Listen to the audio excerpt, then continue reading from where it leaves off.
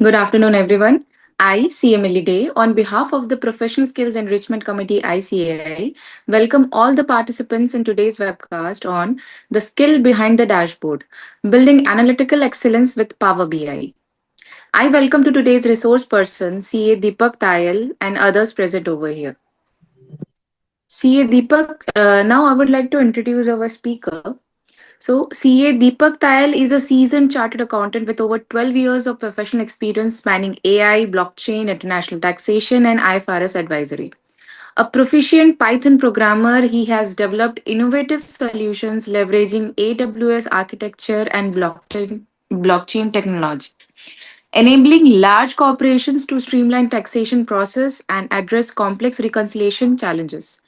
CA Deepak Tayal is also a sought after technical speaker and serves as a visiting faculty member with the Institute of Chartered Accountants of India, sharing his expertise in cutting edge technologies and their applications in the finance and taxation domains. We welcome you, sir. Thank you, Mary.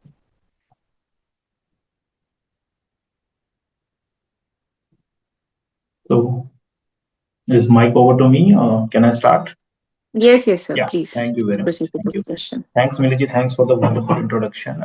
Thank you. First of all, I would like to thank ICI, Jay sir, Abhay sir, Sambit ji, and all the committee members for giving me this opportunity, and all the members here who has taken out time on Sunday for this topic. So this topic particularly is like we just to give you a background, Power BI, of course, most of us heard about, and if you're not, so it's basically a visualization tool which is now used from quite a long time with in the industry. As a chartered accountant in practice or as a chartered accountant in industry, I think this is one of the futuristic tool which we need to get a hand on. Right now, we are busy with accounting, Excel numbers, and everything. We are busy with our spreadsheet, but now what corporates are looking for is visualization, like what CFO is looking for, what CFOCs are looking for is not the numbers. Basically, they want their figures to be visualized in a manner so that we can create a meaningful result out of it. So that's basically our role comes into picture, because we are not data entry operators. We are analytics basically. So we have to work on analysis, and I think visualization play a very vital role when we talk about any sort of analysis, because it gives us a bird eye view, or I would say very detailed view in some cases for specific area, and where we are digging out the information. So with that, I think I'll start with the presentation. I'll just to give you this heads up. I'll switch off my video when I present my screen, as Power BI is a bit of a heavy tool, and I think from morning my system is a bit slow. So sorry, you have to bear with me. It may take some time in processing while we are working on Power BI, because when we are working on Power BI, there's a lots of data on which we'll be working. So I insist that I show you how actually the work is done, and so that you can learn step by step basically. And before proceeding, just wanted to give you like I know some of us are very well versed in the visualization tools such as Power BI, or there are other tools in the market. But I'll keep this session as basically as basic as possible, because I need to cater all the members who are well versed, or who are like just starting the to use the tool basically. So to that, I'll start sharing my screen. Please let me know if you can see it. Just a second. Yep, I've shared my screen. Is it visible to everyone? It's visible, sir. It's Thank visible. you, Miraji. Thank you very much. Okay, so just to start, okay, now this particular screen, so as we discussed, we will be discussing about Power BI, and like a lot of Power BI discussion today. So every screen would be having Power BI. So so as I mentioned, there are multiple tools in the market, like you can see in the graph here. Like there's a Tableau from Salesforce. There's a Click, like which you can see, of course, on the leaderboard side. Microsoft, you can see, is quite a top of it. Personally speaking, I also recommend Power BI because of few reasons. I would say one, first of all and foremost, is it's free, right? Regardless other tools like ClickSense, Tableau, which are very good tool, but again, those have paid version. There's a student version also, but those have mainly the paid versions.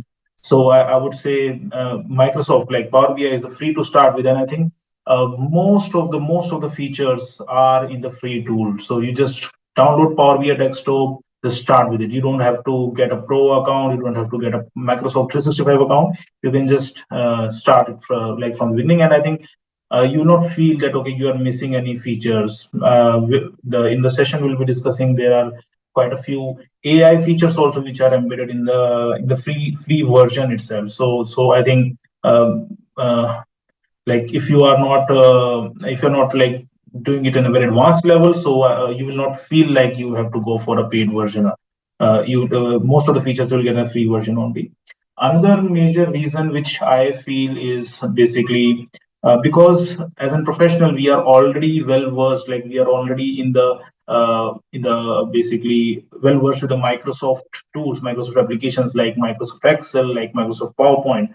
So we are already well versed with those applications. We are working on those from the day one, and we are familiar with the environment. We are familiar with the terminologies. So it gives us an advantage because you don't have to learn everything from the scratch. You are already well versed with the look and feel of the environment, how the ribbon works, and what are the like some terminologies which are used, which we will see in today's session. So it's become the learning curve becomes very easy when you move from maybe Excel or maybe from like some other like as you're using Excel or PowerPoint or Word maybe in our current situation, and then moving to the Power BI. Uh, to give you background, say, like you can see, Power BI is mainly to create interactive dashboards, interactive visualization. Of course, it's also used for a bit of a calculation also, but yeah, of course, the first and foremost use of it is to create visualization, basically. Uh, on this slide what we can see, like I'm just trying I thought to just try to give you a glimpse how Power BI is different from Power Excel. So of course we know Excel is a spreadsheet tool. We use pivot table, we use notation, we use formulas, everything. If I think some of you must have used Power Query. So uh, initially Power Queries was not there, but quite few years, Excel is built up on a Power Query analytics engine. So if you have gone to the Power Query option there, or maybe uploaded the data from the outer sources in the Excel, you must have seen there is a Power Query window which appears. It's quite a heavy engine, quite a basic, wonderful engine, I would say. So you can work around it. You can create queries, you can create flows, you can create automations, many things. So if you have worked with it, I think you will find Power BI very easy because most of work is done because once like because Power BI and Excel both are built on the same analytics engine, that is Power Query. We of course will learn about data model and DAX also, but again Power Query is the main base for that. So of course, it's a powerful visualization on a Power Query. So if you have done that, of course, you'll feel it very simple. But again, you have not done that, you will learn it here, and of course, you can use that Power Query engine in Excel also. So our first part of our session would be mainly focused on Power Query, understanding Power Query, understanding its features, basic features, of course, because at advanced level there are many. Like we could spend number of days and we could not learn that. So we'll learn about Power Query, and then we'll move to data models. We'll move to DAX. DAX is basically, again, I'll try to. It's just basically the formulas which you use in Excel. It's similar to that. To start with, to give you a glimpse, so multiple ways you can download Power BI desktop, right? I've just noted down it here. You can go to apps.microsoft.com, like you can see, and then on the App Store, you can just search Power BI desktop and just click on the get, and you can just download it. It will download on your desktop. Similar on like manually, you can just go to the powerbi.microsoft.com/downloads, and then there will be a executable file. There's an exe file which will be downloaded, and then you can just use that to install. on your system. And then there's another ways, like if you have enterprise version of Microsoft 365, it will become with a package and you can just download it from there itself. So multiple ways, but yeah, same result. So you can download it. And again, as I mentioned, you no need to have a pro account. So it's free to use. You just download it and start using basically. Of course, just to give you a highlight, if you want to share, like if you're working in a team, you're working in an enterprise, if you want to share your interactive dashboards with the team, like have an interaction with them on the share mode. So of course, you need to have an enterprise version similar to other Microsoft tools. Like if you are having Teams, or if you are having Microsoft Excel as well, and you want to work in a team manner, like you want to work on a live Microsoft Excel, so you have to have a 365 enterprise version. Similar case, the Power BI works. If you have to interact with the team, you need to have the pro account. But apart from that, I think most of the features are already in the free version. So if you are just if you feel like the free version works for you, you don't need to not require the pro features. And I assume in the starting stage you will not require that. So you can start using the free version only. Uh, yeah. Yeah. So now moving on to the next slide. So this is sort of an outline what we'll be discussing today. So first we'll try to connect the source file. When we say source file, so Microsoft Power BI can connect to multiple kind of data. Like maybe you have seen in Excel also, you can have the data fetched from CSV, from Excel, from SQL, from PDF, from many other sources basically. So you will see the list of sources which are available from Power BI to extract. So you can connect your Power BI with your live live file on the internet as well. You connect it from your live data, like that is SQL data from the internet, Postgres data. So you can connect it with, like you have to just configure it and you can connect it. And one of the beauty of Power BI is that you just connect your data. The data, as soon as the data is updated, you just click on the refresh button. Everything like your dashboards are automatically updated. That's the beauty of Power BI. So you don't have to create dashboard again and again. Like for example, it's a monthly activity and you know the data is stored somewhere and the structure of the data will remain sort of the same. You can just connect that data to that particular source. And as soon as the source is updated, your live dashboards are automatically updated.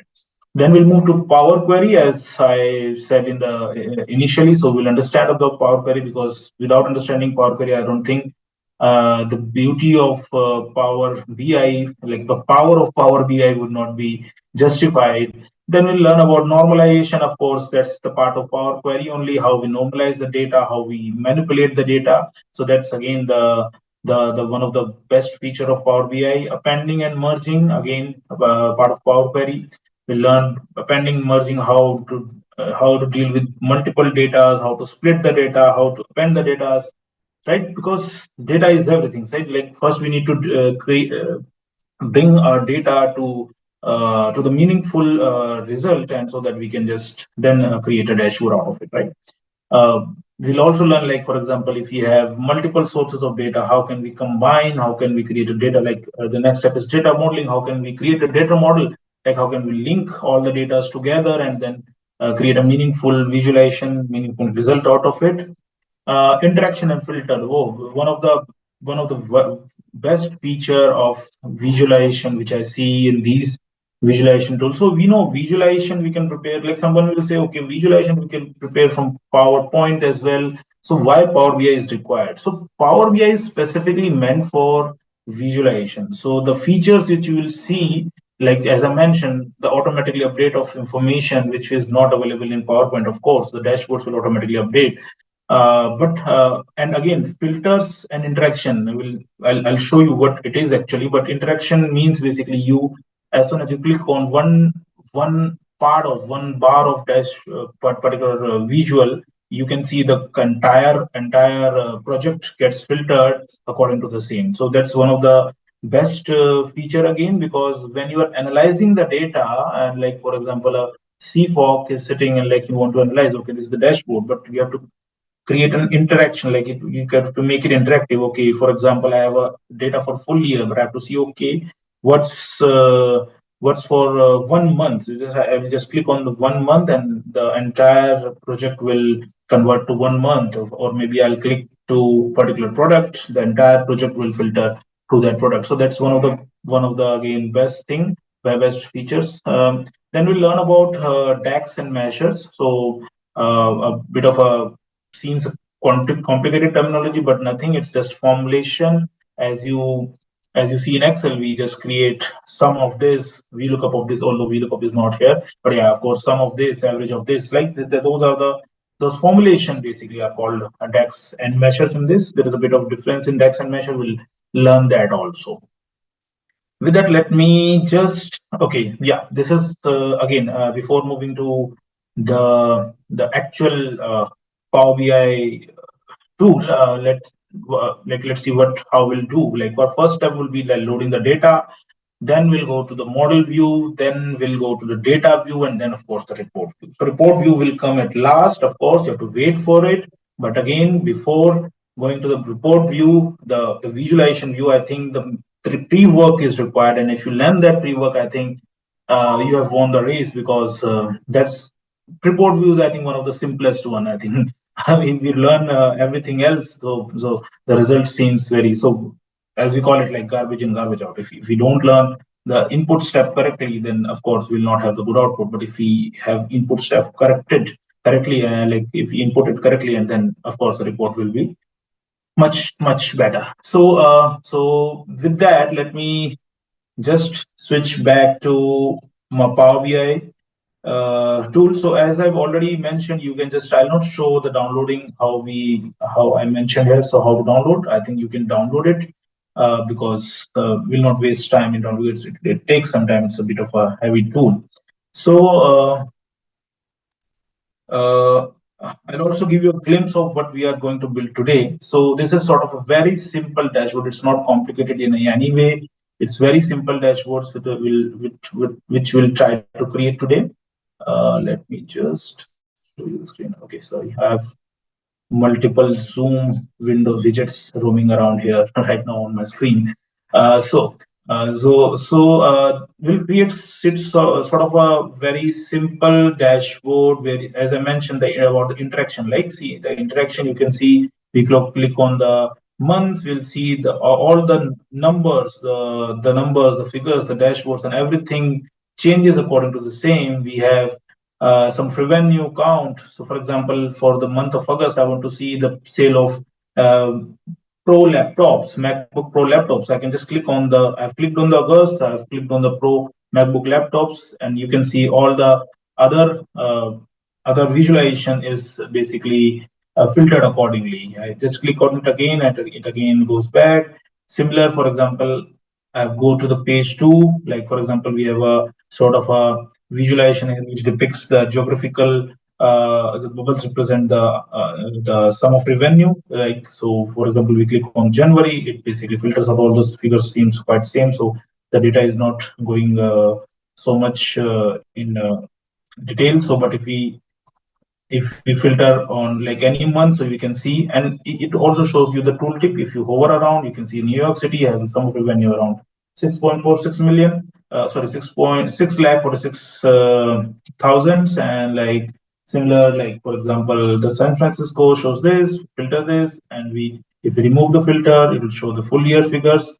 So we'll create something like this. Also, you can see on the right hand side, the commentary. Commentary is also basically automatically generated. You can see, and as soon as I click on the filter, like I interact with the dashboards, you can see the commentary also updates accordingly, right? It will take some time. Okay, so commentary is also updated accordingly. You can see anomalies here. We'll learn about anomalies as well. You can see the anomalies. You click, okay, what's the anomaly? It takes some times. I'm sharing the screen, so sometimes it fails in loading, but again, it shows me, it gives me the full description. Okay, what's the anomaly? For example, let me go and see some smaller section.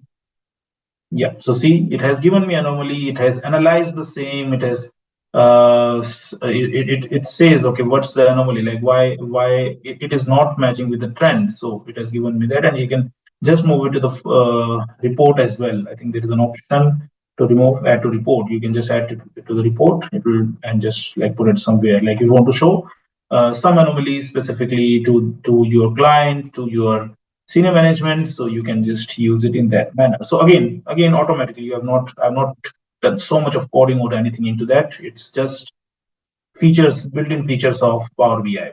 Okay, now let's move to how we created this kind of a dashboard. Okay, so this is a kind of screen which you will see when you first time start your Power BI desktop application. I've logged in with my account, but again, you don't have to log in. You don't have to have a pro account, as I mentioned, and you will see a similar kind of screen. Here on the ribbon, you can see similar kind of look and feel as we have in other Microsoft tools. Sorry, like Excel, PowerPoint, right? So similar kind of, we have tabs here, we have menu, and so on. You will not learn about each and every feature because that will take a lot of time. But we'll have the ones which are so much necessary to start with, and of course, build a very good dashboard. So here you can see we have a get data where we can pull the connect. We don't call it open, or we don't call it basically getting the data. It's basically connecting the data. Always call the, we are connecting the data. And why? I'll show you. So it has lot of options with you, as I mentioned. So here you can connect with PDFs, you can connect with JSON file, XML file, text, that is CSV, and like a lot of are there. You can connect with SQL, Amazon, many ways, right? We'll definitely learn the simple way, which is Excel. I'll just click cancel for now. Will not directly connect, but we can connect it from here. But I'll show you another way that would be much better. So here you can see there is an option called transform. Transform is basically, you click here, and there will be another window which will open, which is basically a query editor, right? Power Query Editor. As I mentioned, in the earlier slides, the Excel and Power BI are built on same analytic engine, which is Power Query. If you go into the Excel, you just click on the Power Query button, you will see similar kind of thing there as well, right? And as we saw here, the get data option, we can also see here the new source option, which will open a similar window. I prefer to connect with here, but again, you can directly connect from there. The difference is that when you click from here, the database will you can have an option to first edit the data in Power Query and then move to the visualization. If you connect it directly from the outer shell or outer window, it will directly load the data completely and show you the visualization. But I think the best way is this. So I have few examples with us to start with. Okay, I'll just select Microsoft Excel. I'll click on the connect button. Window will open. So here I have 4 quarter sales with me for 2021. Of course, I have pulled the data from the internet. It's not for any client. It's safe.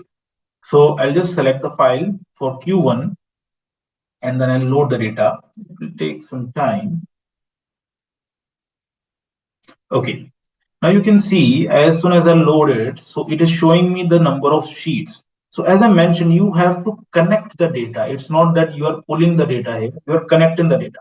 So you need to be mindful of your steps, right? So right now I have only one sheet with me. So but again, you must be having multiple sheet. There will be different sheet names. So you need to, when you're connecting it, you have to be mindful that okay, in future, when the data is refreshed or updated, the sheet name should be same, or the file name of course can be changed, but a sheet name of course should be changed. You can change that dynamically, but again, the safer side is that these should be same, right? So that this is sort of formulated, right? Though, so you will see how this is formulated. It will keep in the memory, okay, this was the file name, this was the sheet name, and so on, right? I'll click on OK. Now, okay, now you can see the data is loaded into Power Query. But one thing you will see that it is showing me around 1000 results only. So if you see, it is showing me only close to 1000 results. If you go down, it will not show me more than 1000 rows.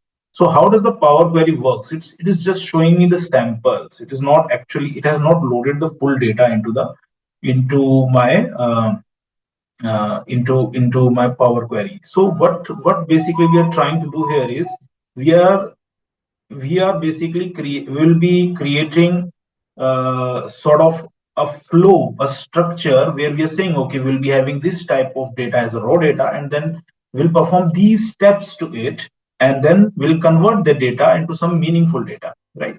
Here you can see sort of a green bar on every each and every columns here. And one more thing to I would like to add, in Power Query, of course, you have option to edit columns, but edit rows as well at a certain extent, but you cannot edit particular cell. So you cannot just go and edit this cell, right? So that's not done here. That is basically done in the that is done in the Excel. For that you have to use Excel. But if you have to edit only one cell of or particular cell, right? That we can do in that in certain kind of formulation. We can use DAX and meshes as we learn in the next steps. But of course, if you want to just edit one cell, but yeah, so this is not the tool for that. So, but yeah, you can edit columns, you can edit rows. That I'll show you how. On the right hand side, you will see these are the steps applied, right? This is basically the workflow which will drive my complete automation, as I mentioned. So on the first step, you can see these steps are basically automatically applied by Power BI. It has automatically identified these steps. You can, if you want, you can remove the steps as well, but we'll see what it is. So what it has done, it has kind of sourced the data. So you can see in the formula bar here, you can see if you don't see the formula bar, you can go to the view and like show the formula bar here. Otherwise, it will show you by default. So it is sort of connected the data from this particular path, right? For example, I'll click here on the setting button. Also, it will show me this only, right?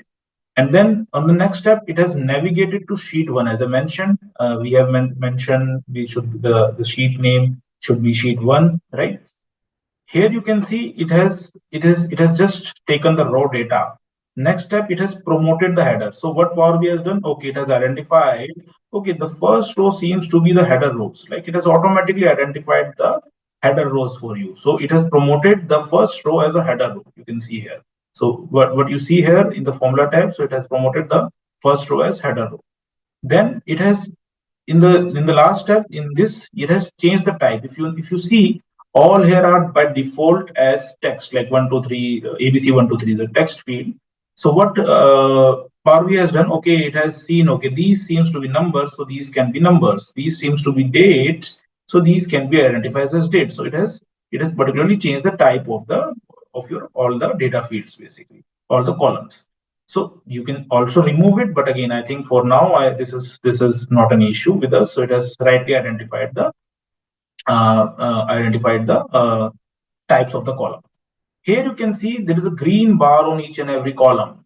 If you hover it, you can see there are some empty rows. So you can see it is showing me the result of almost 1,000, as I mentioned. 996 are valid. There is no error, and then in 4, it seems there are empty. So what we can do, because we need to have a data which we can use properly for our visualization. So we need to have a complete data, like as we use in pivot, right? If you have applied pivot in Microsoft Excel, so data should be in a proper format, then only you'll get a better result. So one way, like you can do it, you can select the row ID, and you can go here in the home tab, and you can see here is a remove row option, and there is an option to remove blank rows, right? As soon as I did the same, you can see one more step is added, right? Remove blank rows. And here in the green bar, you can see, okay, for out of the 1,000 rows, there is no error, there are no empty rows and nothing, so it is fine for it, right? Now, if I go further, for example, if uh, I sort it, right? So it is sorted at ascending. So if I want to sort it as descending, so you can see it is giving me an error.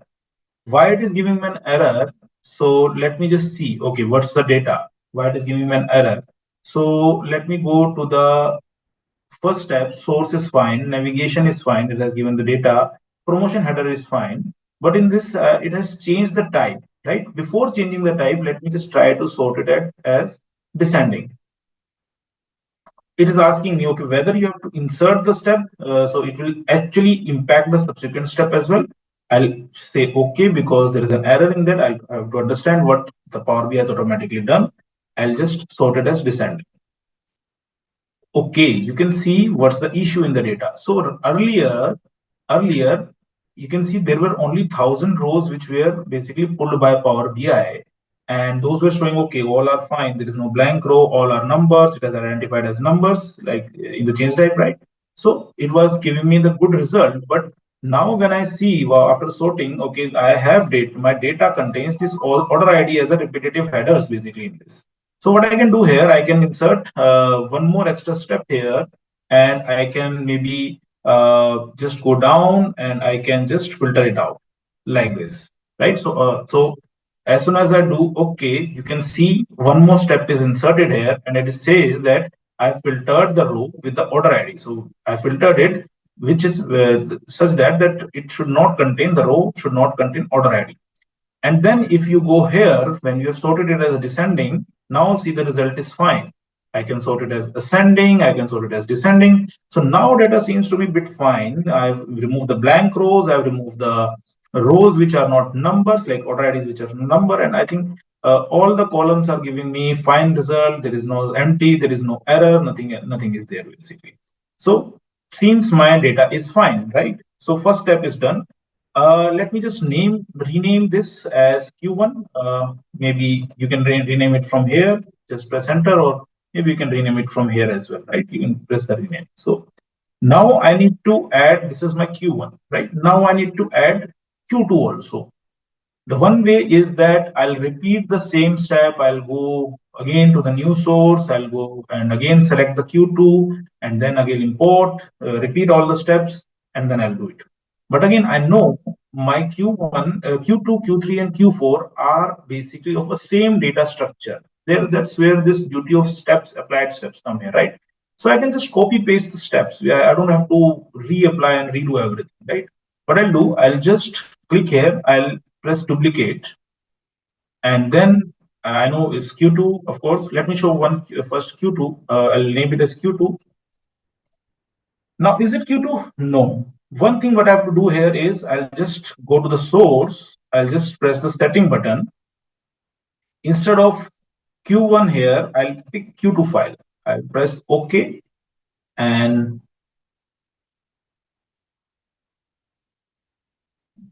then it's changed. So I'll just go to the down. You can see I have all the dates related to Q2, right? So and all the filters and everything are applied. So my data seems fine for that. So I don't have to apply it again and again. Similarly, I'll just create a copy of this. I'll create a duplicate. Then I'll create a duplicate again, right? And here I'll name it as Q3. Then I'll go again back for the last one. I'll name it as Q4. I have to change the source. For Q3, I'll change the source. I can change it from setting here, or I can try changing it from here as well. Let me see whether it will work or not. Let's type here and press enter. It will take some time, bit of a time. Yeah. Data is loaded. You can see the Q3 dates here. Same, we go for Q4. We'll go to the source, and we then again just change it to Q3, and it works. Sorry, not Q3, it should be Q4. Q4. Yeah.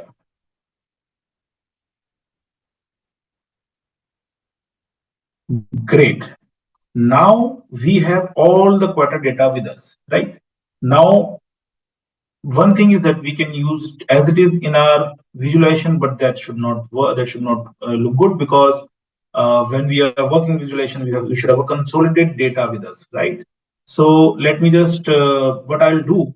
Let me just first group this as initial queries, or maybe something that I can do initial what I can just write. So grouping is nothing, basically creating a folder, and I'll just select all these, shift select, and I'll just move to the initial, right? Now, what I need to do is I need to create one which like the complete merger, like as we do in Excel also in other tool. It's a bit of a complicated in Excel, but here I think it's a piece of a cake. So what we'll do here, we have to combine all this. So for that, we have an option of append query. So you can see here append query. Append query has two options, append queries and append query as new. So append query is like we can append it inside one table inside the other, but append query is a new that will create a new table. So right now we have to create a new table, of course. So what we'll do, we'll create a new table. Right now to show you, I'll just create with two tables and then so what we'll do, so table first table is Q1, second table is Q2, and I'll press OK. So see, it has created another appended table with me, which has Q1 and Q2 data with it, right? Then then what I'll do to show you, I'll use another option, which is a which is append query, not as new, but append only append query. Here, what I'll select three or more tables. So right now I have current table as append one, which I created from Q1 and Q2. I'll add 3 and 4 into it as well. So I'll add 3 and I'll add 4, right? Done, right? No, now this particular table contains all the months in it. So I'll just rename it. I'll maybe name it 2021 sales, right?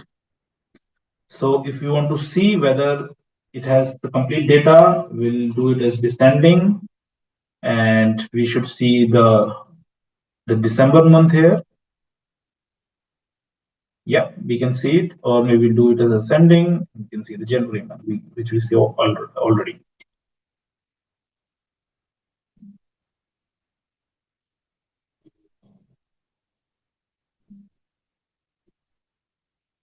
Yeah, and we don't want this sorted. We just did this for checking. Let me just remove this, and I think we are fine with it. So now we have complete data with us. For date format, I think what we can do here is it has already identified as date. So we can convert this. Sorry, where is the format? Yeah, sorry. So for here, you can see if you click here, because it has already converted into the date format, we can just, instead of date time, we can mention it as date. So as in Excel also we use it, it will convert the format only to show only the dates, right? Right. And now, like, again, moving further, so we have this complete. So one thing I think I forgot to mention, this particular table is now, it's not a new table, it's already connected with all these queries, right? If you change anything in Q1, Q2, Q3, or Q4, it will automatically be changed in this, because we have not created a new table. Earlier we have created a duplicate, if you remember, for Q1, Q2, Q3, but here we have appended it, right? There is two options. We can append it, or we can reference it. Referencing we'll learn again, but appending also, if you change anything in Q1 or Q2 or Q3 or Q4, it will definitely be changed, updated in basically uh, in the 2021 sales, right? Let me just do a data messaging a little bit more. So for this purchase address, I think we don't require an address. So if you remember, we need to create this like sort of a geographical map here, geographical visualization. So for geographical visualization, I think complete address is not required. So what we can do here, we have to get the cities out of here. So if you have, of course, you're well versed in Excel, so you have done in Excel. So what we can see here, that the addresses, like the city is coming in between these two commas for each and every line item, right? So there are two ways which we can do it. One is basically we can use the split option, which is in the transform data. You can select, you can use the split column, and in the split column, you can use it by delimiter.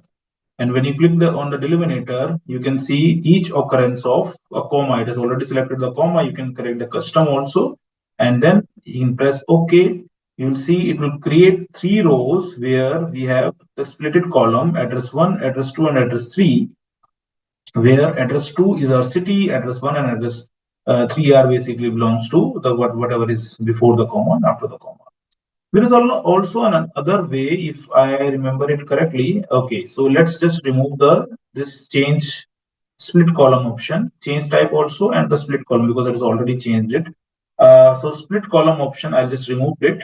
You can see how easily we can just move remove like undo sort of undo features, like remove the steps basically in the Power Query, right? Let's just remove this and let's do it in another way, because then we have to delete all those two extra columns. So maybe there is another way. We can just do an extract, and in the extract we can do text between delimiters, right? And the start delimiter we know is comma, and the end delimiter is also comma. We'll press okay, and you can see the text is extracted for between the commas basically, right? Similar as we do in the split column, but here like the result is much more quicker. Right? So this is fine. Uh, so this is how you can basically, this is just few examples. So these steps are already stored in the Power Query. So if you change the data for another year, another quarter, every steps will be applied before moving it to the visualization area basically, right? Then moving to the, okay, this is something of data normalization which we discussed about. Let me now we'll move to sort of a data modeling basically, right? How, what is data modeling? So let me just move to my slide. I'll show you what we are trying to create here. So one way is that we can use directly this particular table, and then you move to the visualization area and data model, and like we can just use all the columns, and of course it will work fine. We can create the table.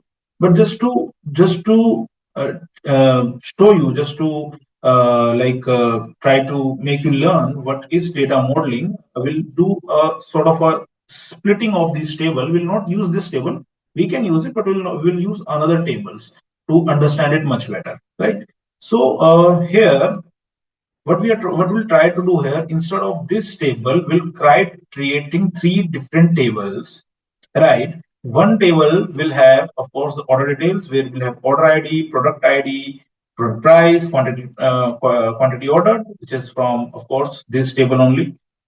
Then another table which will have all the orders details. Then we'll have another table which has only the product details, right? And then we'll try to link it with each other so that we'll understand, okay, we'll understand how data modeling is done. So how Power Query or Power BI in basically connects the data and give you the refined result. It's a very simple example. You can create a very powerful, very complicated data model as well. So to create this data model, let me just try to what I'll do. I'll create uh, three more basically tables which is reference to. Right now we are not creating a duplicate, we'll be creating a referencing table. What is difference between referencing? So if I create referencing, you can see here the source of this table is basically 2021 sales table. So if whatever I change here, it will automatically be changed in this table. So let's name it as maybe order table. Yeah. Then let's create another referencing. We'll click here. We'll not click here. Okay, right? We'll click here again, and we'll click. When you're creating referencing, we need to make sure you create a reference from the exact table from which you have to reference. Another one, maybe we can create. We can name it as purchase. If we go to the screen, so this one is the order details, products, and orders. We have uh, order details, and then we'll create one more reference, and this will be named as products, right now these all are same reference directly from 2021 sales data. What we'll do, we don't require this now, we'll move it to the initial query, and these will be our final tables which we'll be using in our visualization, but these are same only, right? Now, just to learn again, bit of a data messaging, we'll create order tables out of it, right?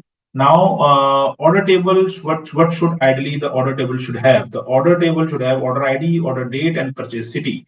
So we have purchase address, we have order ID, we have order date with us, right? So we have everything. So the one way what we can do is we can click what we require, and then we can go to, oops, this is, yeah, we can go to where it was remove columns and remove other columns. So what it will do, the selected one, it will remain and other columns will be removed. So yes, we have now order date with us, order ID. So we will shift it a little bit. Order ID with us, order date, and purchase city. Maybe purchase address, we can mention it as purchase city.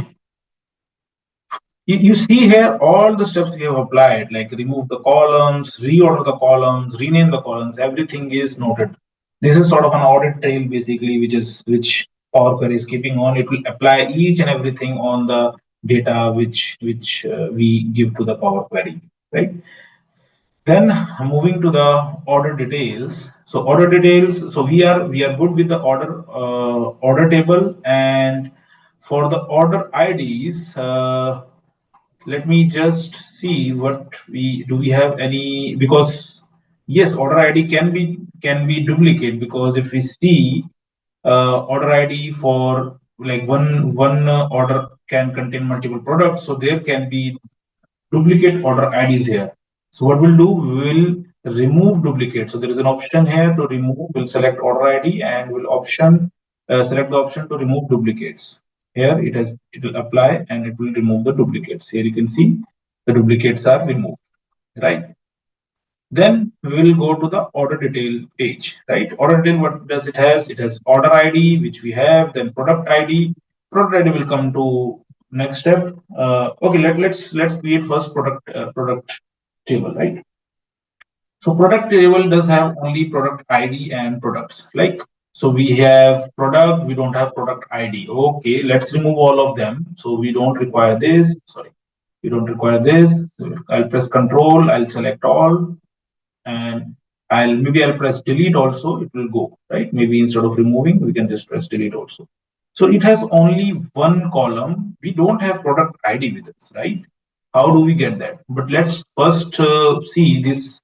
But this has a lot of duplicates also. Let's do one thing. Let's first remove the duplicates. Similar in the previous case, we'll just press the remove duplicate button, and it shall remove all the duplicate products. Great. So you can see we have only 19 products in which this company organization in which this organization deals, right? So to get product ID, now we need product ID. Why we need product ID? We need to map this product ID, like to basically, for a data model, we have to have a common field. We can have a product field also, but just for learning here, I want to add a product ID, right? So what we can do here is there is an option in the add column where it allows us to create a column with the indexing feature. Indexing basically sort of a numbering. So we can maybe start from 0, we can start from 1, maybe there's a custom. So let's do one thing. Let's start it from 100 and increment it with 100. So it will be 100, 200, 300, right? Just giving a code, basic product code or something. So press enter and it will create index numbers for all the products. See, okay, it has created index number for all the products with us, right? So this is done. Now we have product ID with us and we have product with us, right? Let's go to the order details. Now order details, we should have order ID, we should have product ID. Again, product ID is not here. We'll come to that. Product price and order quantity. So order quantity we have, product price also we have. Order date is not required, city is not required, because that will be fetching from here. So we'll delete this. Product, of course, will be fetching from the products table itself. So what we can do, but we need product ID to map it. So how we can get the product ID here? So for this, there is an option to use merge queries, right? So merge query as a new or merge query. So right now we'll basically merge with query another query in the field to create a new query. Okay, let's try merge query as a new. Okay, so it's sort of a VLOOKUP which we use basically in the Excel, right? So we have order detail page, and we need to get the product ID, which you remember we added as an index from the products table. So we'll select the common tables here. You see, it will estimate the matches. It will take few time, and it will also give me the data preview. Or maybe we can just press enter. Okay, I think I've done it as a new, which was wrong. So I'll delete it and I'll go back again on the order detail, and I'll select the products again, merge query. I'll use only merge query. Sorry for that. And then I'll select the products, then again the products here, it will match, it will give me estimation, it will take some time, but again, uh, let's do it like that only. It will take some time. Yeah. So what it has done on the basis of products. It has bought all the product table, complete product table with in the new column. And here you can see a kind of a not a filter but a kind of a detail section here, which you click, it will split. So here we, as you know, we already need index here. We don't read the complete table, right? So we need the index here. So we'll just select the index, and we'll unselect this huge original column as a name prefix, because that will show again the name prefix to all the columns, and then we have to remove it. So we'll just uncheck this, and you can see that this will give us the product ID. Yeah, see, so it has given me the index, which is the product ID in front of the products which we required. So maybe we can name it as product ID. Product ID. Great. Now I think we are fine with the data. So you can see we have products, we have order details, we have orders, and now we have this data model ready with us, and we can now move to what we are waiting for. We can now move to the visualization screen. Before that, you can see here one incorrect thing is that here the name of product ID is index, but here we have updated the same. I'll I'll not change it now. I need to show you something, uh, some features of Power BI. That's why I'll just keep it incorrect right now intentionally, so that I can explain you. So before moving to further steps, what I'll do, so as soon as, so here, okay. So after you finish this, so there is an option here that close and apply, right? You just close and apply. Apply means this, all the changes will then load to the Power BI visualization board, basically, right? This board, right? It will load to the visualization board. All the details tables will come here, data will come here, right? So it will load. So this is a Power Queries window. From Power Query, it will load to the visualization board, right? But before moving, so if you can see, we have multiple tables here. So if we load the complete tables, this is a table, and then again we have a referencing, of course, referencing table, but again this is a separate table. So if you click on the right hand side, there is an option is enable load. It is ticked, right? Will, if you untick it, it will show it as an italic basically instead of normal.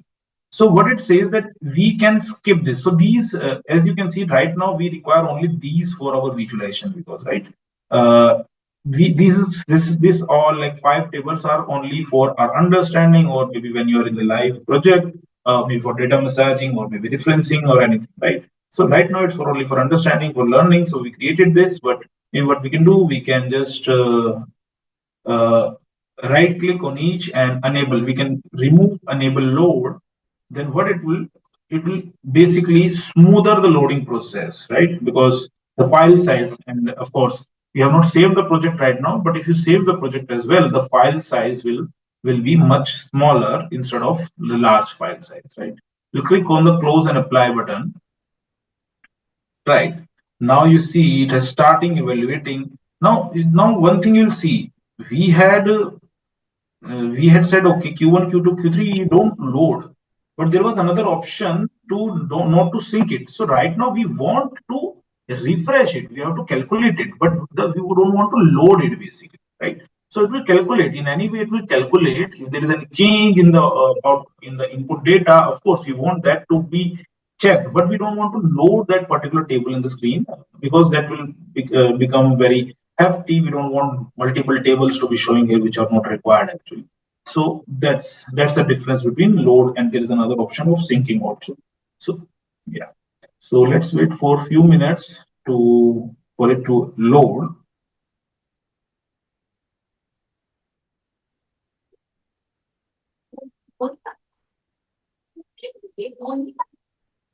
Great. Sorry, Millie, are you saying something? I'm not able to hear properly. Yeah. Phone में chat मामा तुम्हें chat करो मामा मामा तुम्हें chat करो. Yeah, thank you, Millie. Okay, so now on the screen, left hand side, you can see we have data tables which we have loaded. We have all the fields here which we just created. We have index field and everything, right? And then we have a visualization here, visualization box where we can see all the dashboards which we can create, right? Here on the left hand side, we have a report view which we can see here. We have a table view where we see all the tables which we just created. We can basically do as we'll move forward. We'll learn about the quick measures, the measures and the DAX as well. Model view will come to this, of course. Model view, how the modeling is done. DAX, and this is not right now which we require, right? Or this is much more of a coding side. So yeah, so in the model, in the visualization, your report view, this is something which is very simple, I would say. You can see here are the charts, the visualization which we need to create. We can just maybe click on one. We'll just click here. We'll go here and we'll click on the maybe what will show here. Maybe we'll show as the product. We'll click on the product, or maybe we can just click on the date. What is the where is the date? Sorry, order date. We'll click on the dot order date and move to y to the x-axis, and then we move. We don't have product revenue here, but maybe what we'll do, we'll maybe have a price each. Basically, we need to rename it as product price, but again that's fine. Okay, you can see here we have moved it to x-axis the price, and we have moved to y-axis the sorry, we have moved x-axis the date, and we have moved to y-axis the price, but it's showing it 2021 only, like only one dot, right? It's the total. This is because of the hierarchy in the date. So in the date, there is two options: is date hierarchy and date order of the date. So hierarchy, basically you can move to up and down the hierarchy with this options, but I normally prefer to have the order date basically, right? And there's some issue with the data. You can see here what's the issue. So we have order date with us, we have city, and the price each is connected. Sum of price each, is it something of issue product price, and then we have a date. Okay, let's go to the data model view. We can see here this is not connected. Okay, let me just show you the connection also. This is okay, bit of a strange. Normally I assume it's not to connect with this, but it has somehow connected. I assumed it to connect with this. Okay, so now we know that we have, let me just, okay, now try to explain you. So we have this data model view. It has automatically connected with this, but I think this is wrong. So instead of product, okay, that's the issue. We have not removed the order. Okay, let's go to the transform tab again, and where we are. Okay, just one quick update. I think which we forgot in the order details. After we have the product ID, I think we don't no need to have this product. So we don't have product here. So we'll remove the product column and then we'll click on apply and load again. So it'll evaluate the changes because it has evaluated. We have done changes in the order table only. It will just load that and it will give me the result.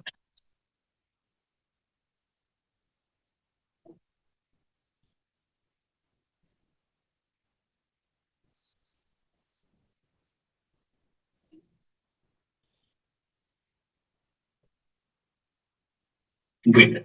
Now, actually, what I wanted to show is that now it will not work, of course, because that flow is not correctly seen by Power BI. But because this order ID and order ID are same fields, normally what Power BI does, it automatically matches these fields. But what we can do here is we can just drag and drop from this order ID to here so that it can create a one-to-many relationship. So you can see in the order table we have one, like not these are not duplicates there, right? We remove the duplicates and there are multiple order IDs in the order detail page. So it has created one-to-many relationship.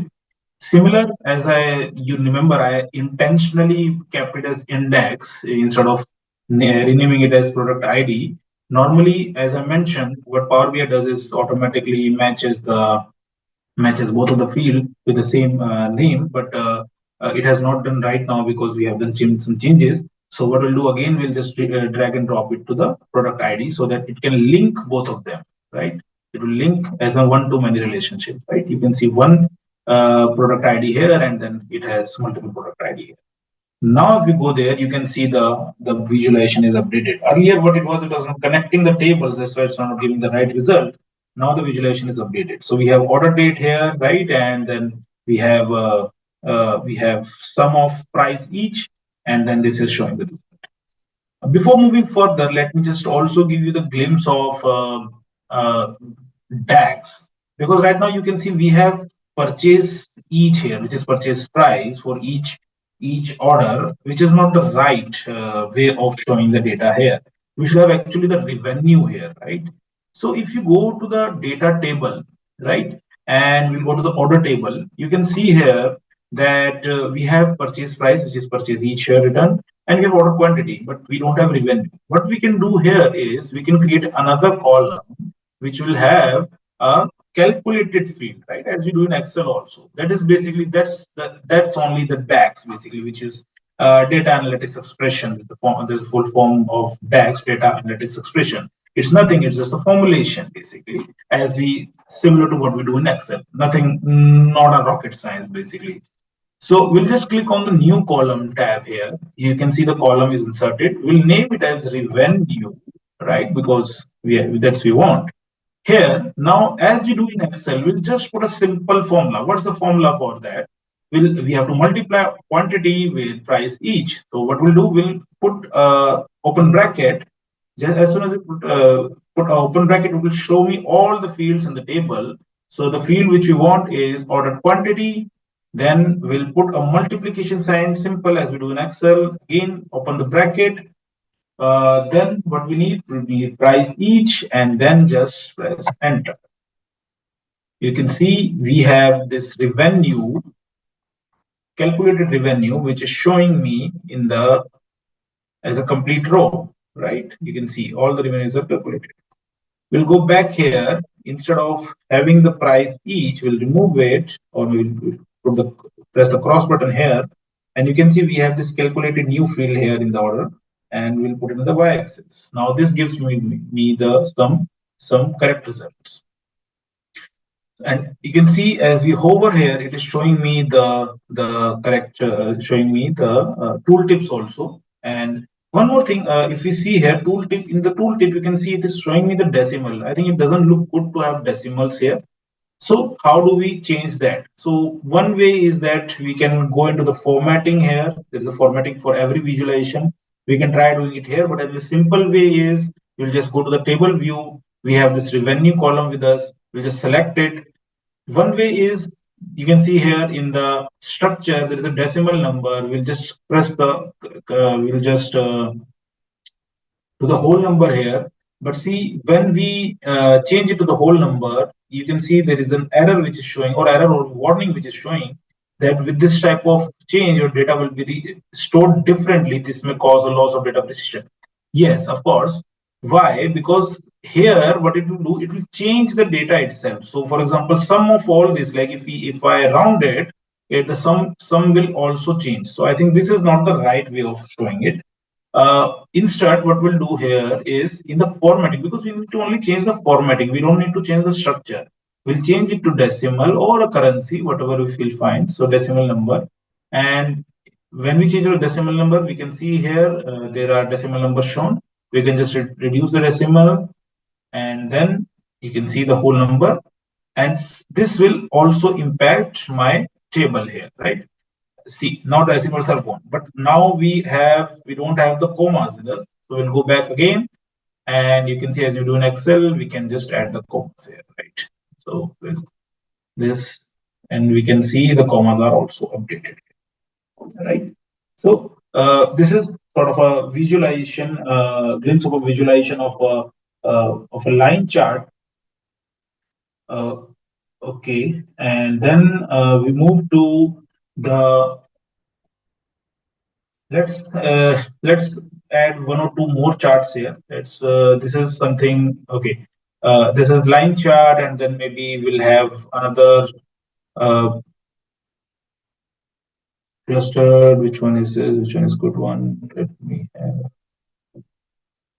Where is that? Let's have this chart tree map. Oops. Okay. So one more thing. So if you press the chart, if you have selected the visualization and you press any of this here, it will change basically. So we have to keep in mind, you have to press it, like you have to deselect any of the visualization, and then when you press the new one, and so it will give you the new chart, right? So here what we can do is a tree map chart. Let's have again revenue. We'll just drag it here, revenue, and then let's have products here, right? Because it's from the separate table. Great. So we have revenue. We have revenue on the basis of products. So if you remember what I showed you in the initial stage, there is a kind of interaction which happens in Power BI, which is a beautiful thing actually. So and that interaction is actually automatically built up by Power BI. We don't have to build it anywhere. We don't have to configure it anywhere. So for example, if we click on the Pro MacBook here, the other tables are also automatically filtered, right? If you click on the Google phone, although this is basically will change, it will have another filter here to show it more correctly. But just to show you the interaction, that's how the interaction works. We can edit the interaction by going into the format, edit interaction. But I would recommend you not to do that. It's something required at the advanced level. What we can do that we can press on this. What will do? It will not change. Like with the reference of change in this will not change, right? But will not do right now, right? And then I'll go and in the format I'll unselect that interaction. Otherwise, it will change something. Another now I think this data is quite clumsy, right? Because we have so much of months, so much of like coming into one space. So making it more meaningful, what we can do, we can just filter it in a more useful manner, maybe on the basis of months, right? So there are two ways which we can do. One, we can create a filter. This is the filter option here. You can add one more filter here and like add months to it, but I don't recommend this. This is not really useful practically. So there is an option which is available in the in the visualization area only, like one of the visualization which Power BI provides the slicer. Slicer, if you remember it um, from Excel. Excel also has a slicer option. It's a very wonderful, wonderful widget, I would say. So what we'll do here, we have the slicer option and we have the date with us. So we'll just drag and drop date. So so by default it shows me the slider, right? But I don't prefer the slider basically. In some cases, some visualization, this is of course beneficial, but Right now, I think one of the beneficial would be it, to show is a tile or something, right? So for that, what you can do, you can just go to the format visualization. Here will slicer setting, and just to remind you, I'm just showing it for one. You can change settings, whatever the settings are available for each and every visualization, right? For style, what we can do here is we can have instead of between, we can have slide row. So we have many tiles here, right? Now, because we have not, we have, let me just go to the date hierarchy, right? Because we should show it as a hierarchy here. And let's remove the quarter, let's remove the days, let's move the year as well. And I think this is much better view, right? So now we can just expand it a little bit just to have, have it in a good format. And I think this is much better.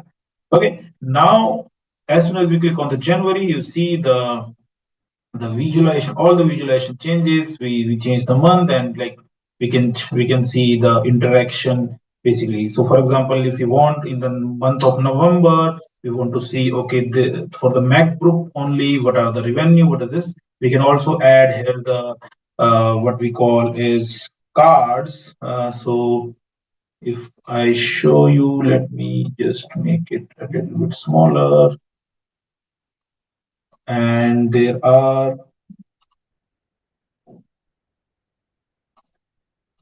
where is the card? Sorry.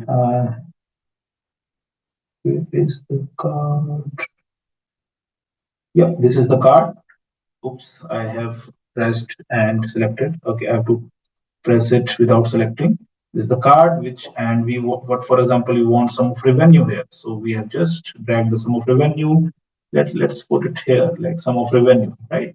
And now as soon as we press, for example, in September, the total revenue is 2 million. That's a split here, right? On the date wise, and then for MacBook, okay, 490K is the, so 490K is the sale from revenue. We can also add the counts here, like whatever KPIs cards we can add here, we can add more cards here, right?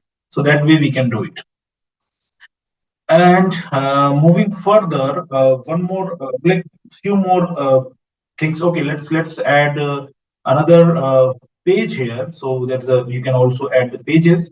So there is another visualization which is very beautiful visualization you can add is for the geography. Remember we added the city field here. So one of the beauty of the Power BI is automatically identifies the city of the geography basically, right? So let's add again maybe sum of revenue only, I think would be the better. So it has location. For location, what we'll do, we'll add city, right? And you can see it has identified all the cities. Basically, it has filtered out and it has identified, okay, it's in the United States, because our data is for United States. I took it from the internet. And then there is a bubble size. So we have bubbles here, which shows basically the revenue or whatever field we want here. So we can just add revenue here, and it shows me, okay, this is purchase like from this particular city. We have for this much purchases from this particular city. We have this much purchases. Uh, okay. And one more thing is that what we can do here is we can right click here on the on this visualization. We can copy visual. We'll go page 2 and we'll do control V. And when you paste it in a separate page, you can see it asks whether you want to sync it or not. I personally recommend to sync it. This, of course, this kind of visualization. So, for example, if you filter January here, it will automatically be filtered in your second page as well, right? Now, so you can see the January figures here, right? So this way you can, like, if filter here, this will automatically sync in this particular page. So this way, basically, you can make interaction across pages, basically, right? So this is one thing. Then moving further, so I think we have understood the concept of DAX. We have understood the concept of visualization. There is a concept of measures also. I know this is a very vast field, but I'll just show you very in a very simple way. So, for example, here in this data, in this data table view, we have created this revenue, right? So what if we want the average of it, right? So average, of course, there are other ways of doing it, but just to show you. So average is something, a kind of a field which is not row specific, right? We should not have a row specific. So that's basically something which is combination of multiple rows, like average is combination of, or maybe median, or maybe some kind of other fields which is combination of multiple rows, right?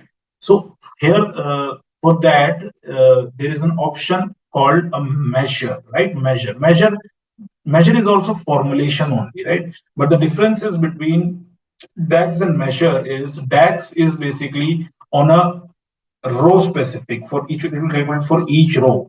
But for measure, it will not calculate for each row. It will basically create a new column, but it will not be row specific. It will be entire population. So maybe we'll name it as average revenue, right? As soon as we click there, average revenue, and what we need is maybe formula for average, and we have revenue with us.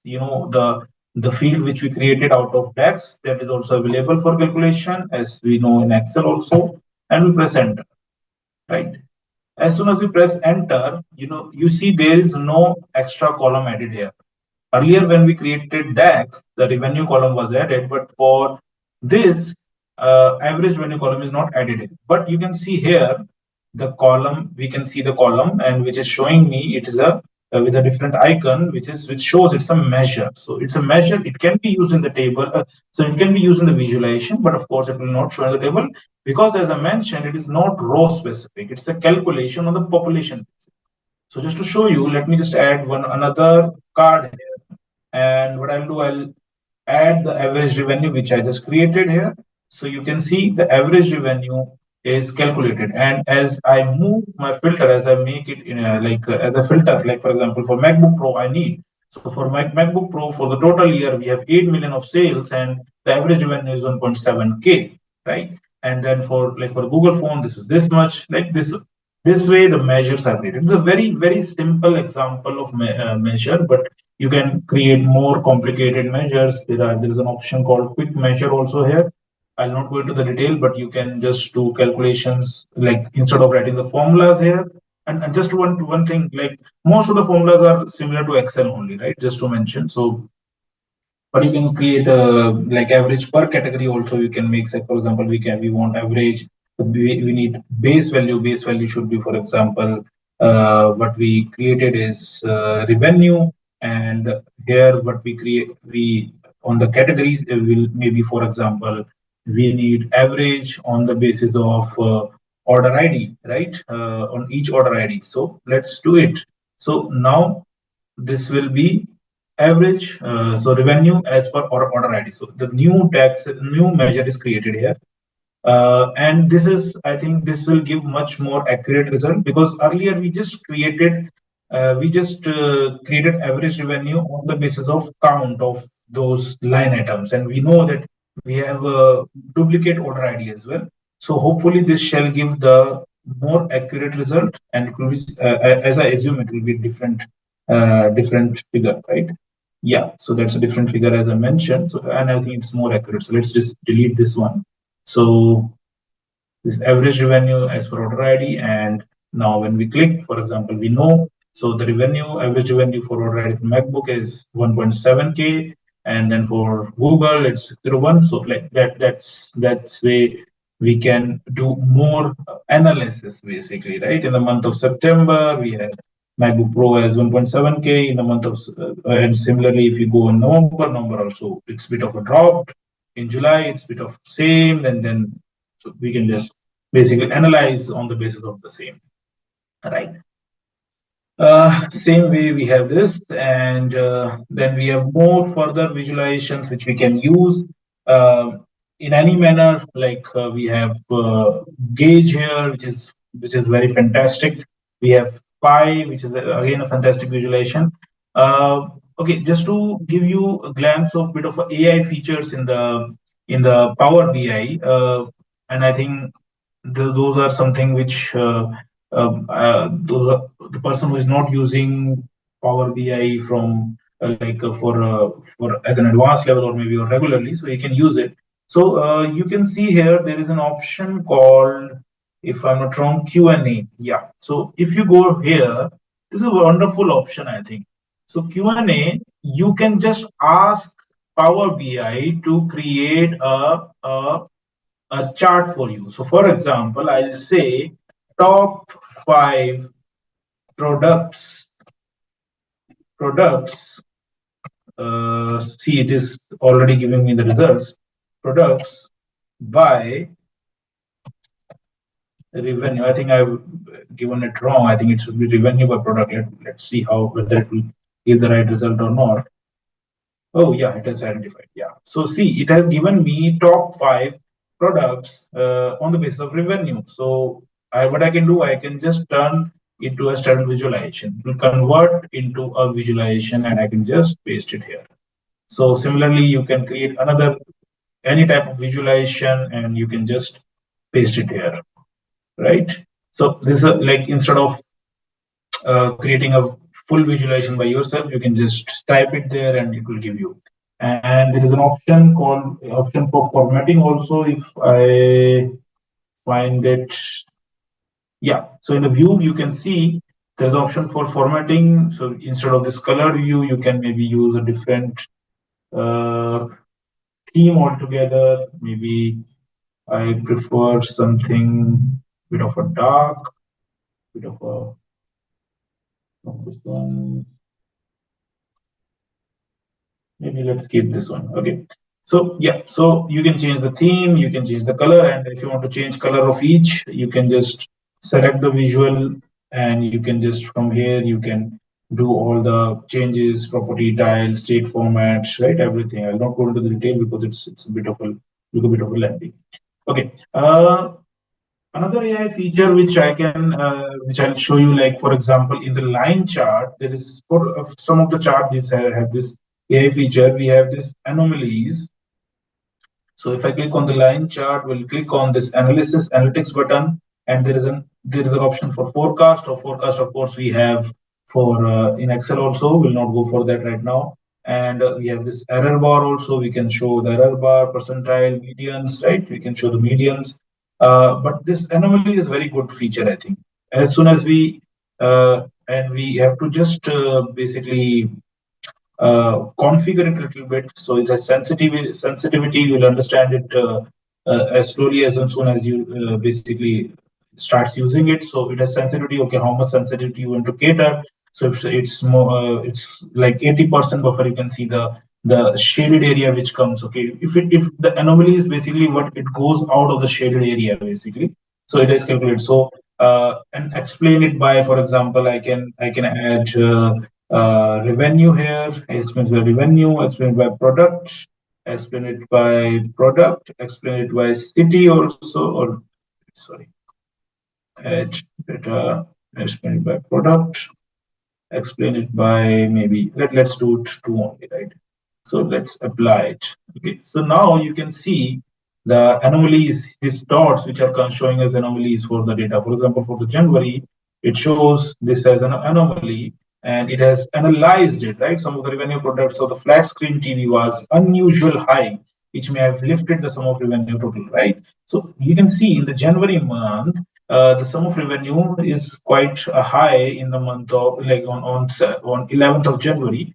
It has automatically analyzed it on the basis of median, and it has given you basically the sort of an analysis also.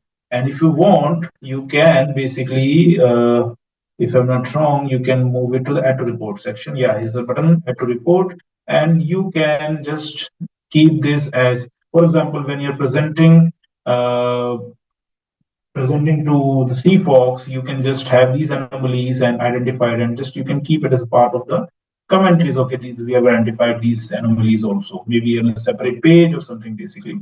So this is a good way of analyzing the data, right? Showing it beforehand to the stakeholders basically. So that way.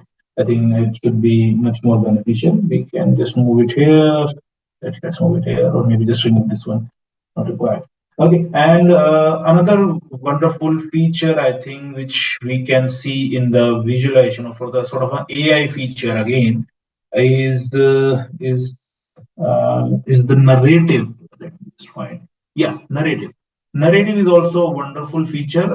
It also embeds with Copilot if you have a Copilot license with you, but maybe for the free version I will just show the custom only, like not a Copilot version. Copilot version gives much more good analysis, but I think this is also not bad.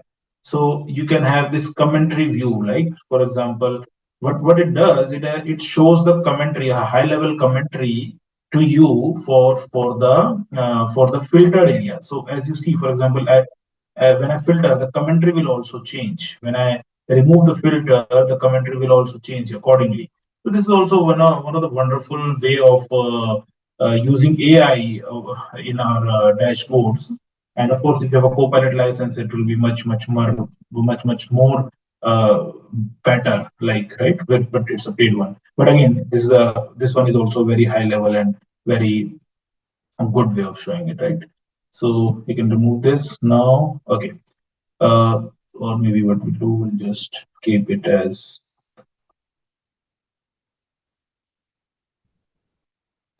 keep it like this,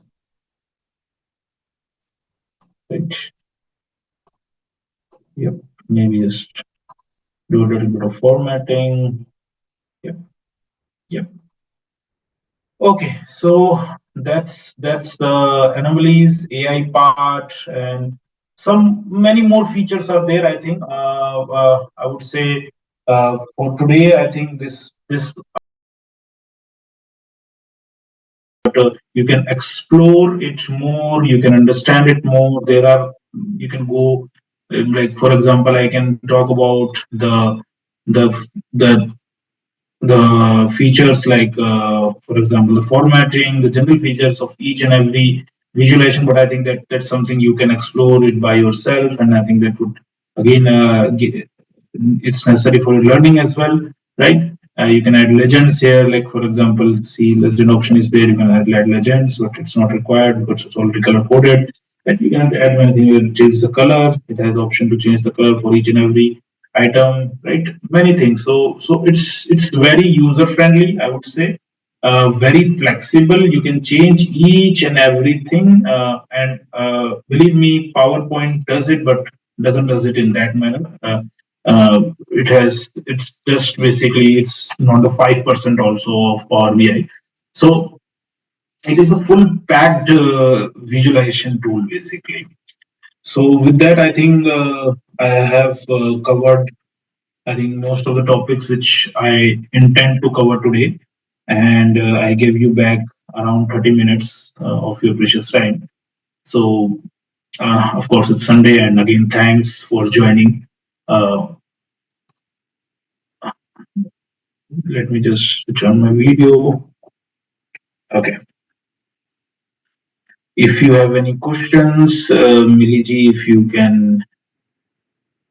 you have option to check, like, see the questions or anything, I can have it.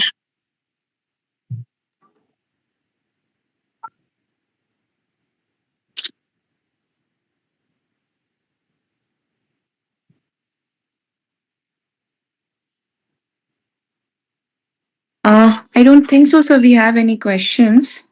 I think that means I Let think let us. everyone understood. Okay. Let me check once more.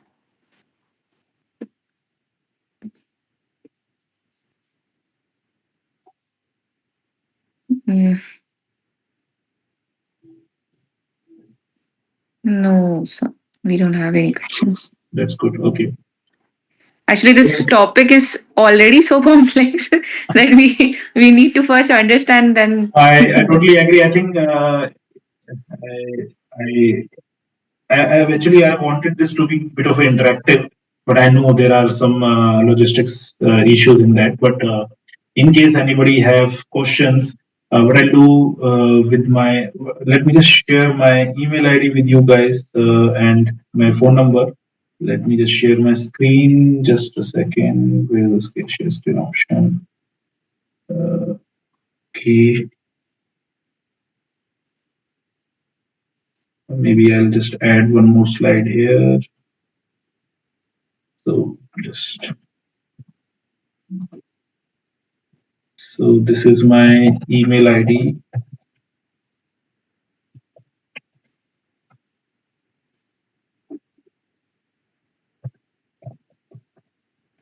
and this is my phone number. If anybody wants to get in touch with me, you can definitely get in touch with me.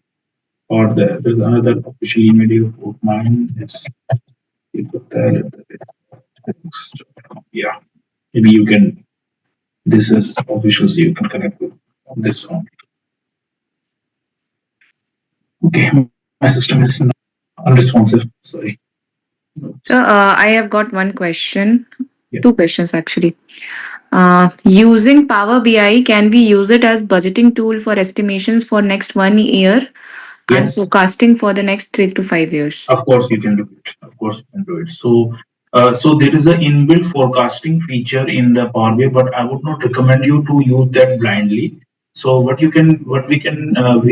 we have to structure it in a way that we can use DAX and measures to have those forecasting calculations, and then we can show as them as in basically sliders. So one of the beautiful example I remember in the insurance industry where we have the sensitivity analysis. Of course, that's not budgeting, but sort of a similar kind of.